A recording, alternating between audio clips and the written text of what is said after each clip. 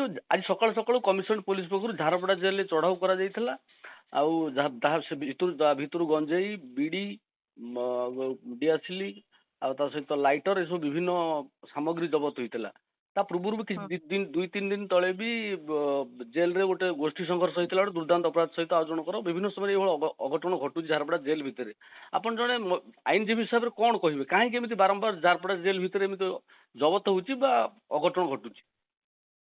आज्ञा जेल वर्तमान असुरक्षित एटा तो समस्ते आम जानी सारे जे गोटे मास भितर झारपड़ा जेल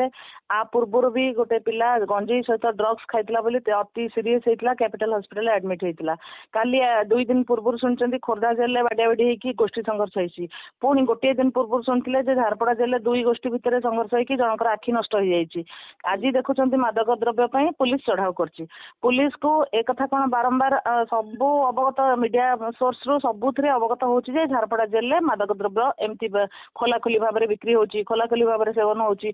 आमर प्रथम प्रश्न है जे झारपड़ा जेल जेकोसी जेल भितर को जदि जेल वाला कौन संपृक्ति न रहा केबे हेले कौन जिनस पशि पार ना कारण तांकर सिक्यूरीटी चेकिंग टा बहुत टाइट थाए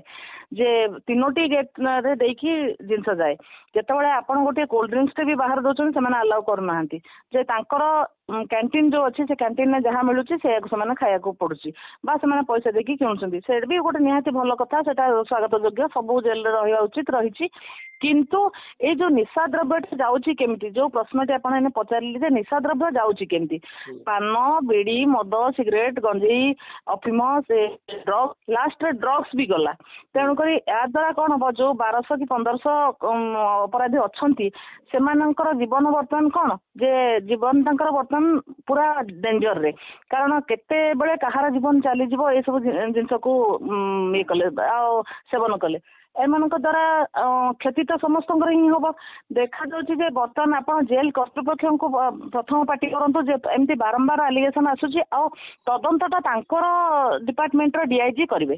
जदि गोटे डिपार्टमेंट रे अघटन बा ये अनैतिक कार्य होची कंप्लेन आसूची देखा जाऊँगी मीडिया रे बाजुची सब होची डिपार्टमेंट इनक्वारी होची आपण आज पर्यंत देखिले कि कौन इनक्वारी रिपोर्ट गोटे किसी मिली जितेबाला अघटन होची प्रत्येक मीडिया बजाउछन्ती समस्ते कोहल्ला करछन्ती सब आलोचना होची पर्यालोचना चलुची किंतु जो आमर कहछि जे आमर इनक्वारी कमिटी बसिची जने डीआईजी जाउछन्ती इनक्वारी करिया पे से कौन आज पर्यंत इनक्वारी करछन्ती आ पूर्व बाहर जे जेलर सुपरिटेंडेंट को अपराधी प्लेजर गिफ्ट से माने बाहर को जाइथिले झारपड़ा जेल अधिकारी माने तांको अपराधी माने पैसा दउचन्ती से माने फ्लाइट टिकट करके जाइचन्ती ता ऊपर कौन है ना इनक्वारी कमिटी बसिला जो तांको कहवा अनुसार जेल विभाग रे जो इनक्वारी कमिटी बसची तार रिजल्ट केतना आपण पाइचन्ती आज पर्यंत केही मीडिया होंतु बा केही होंतु आज प्रश्न करचन्ती कि जे आपण तो सब इन्सिडेंट रे गोटे इनक्वारी कमिटी बसौचन्ती आपण को डिपार्टमेंट अपराध करछि आपण को डिपार्टमेंट इनक्वारी कमिटी बसौछि रिजल्ट भी आपण को पाखरे रफा दफा हो जाउछि से रिजल्ट तो काई आपण जणौ नाहंती जे जेमती हमर गोटे अपराध हेले केस रजिस्टर होची आ रजिस्टर हो सारा पर ट्रायल होची ट्रायल होला पर इधर कन्विक्शन होची ना जजमेंट रे खलास होची सेमती तुमर कौन रिजल्ट आज पर्यंत बाहर आज पर्यंत तुम कौन रिजल्ट को देखे केवल मीडिया और लोकों को भुआ बुलाइया गोटे इनक्वारी कमिटी बसे पुलिस माध्यम जदि कि जुडिशियल आप ठीक 8-10 दिन पूर्व शुणी आ गोटे न्यूज होती जो आमर जुडिशियल अफिसर मैंने जाइकी जेते जो जेल विजिट करती से खोला खोली भाव में गंजेई बेपार होता से बिक्री होता एवं से फोटो वीडियो करके पठे जजेस मान पठाई जाए भी इनक्वारी कमिटी से आसीज कारण जुडिशियल इनक्वारी केबे भी एपट सेपट हेनी किंतु जो ता भीतर को गंजेई अफिम जाइकी बिक्री है केमती तुमर बिना परमिशन से जाई पारला कि जेल अधिकारी बिना परमिशन में केमिति एटा जाउचे से प्रश्न आपण पचारंतु तांको जे सी उत्तर दियंतु जे आपण तो एते बड़ जेलर सुपरिटेंडेंट अछंती जेल भितर ए सब मादक द्रव्य कहा माध्यम रे होची जेतबेले समस्त हावा होची सेतबेले गोटे सामान्य माने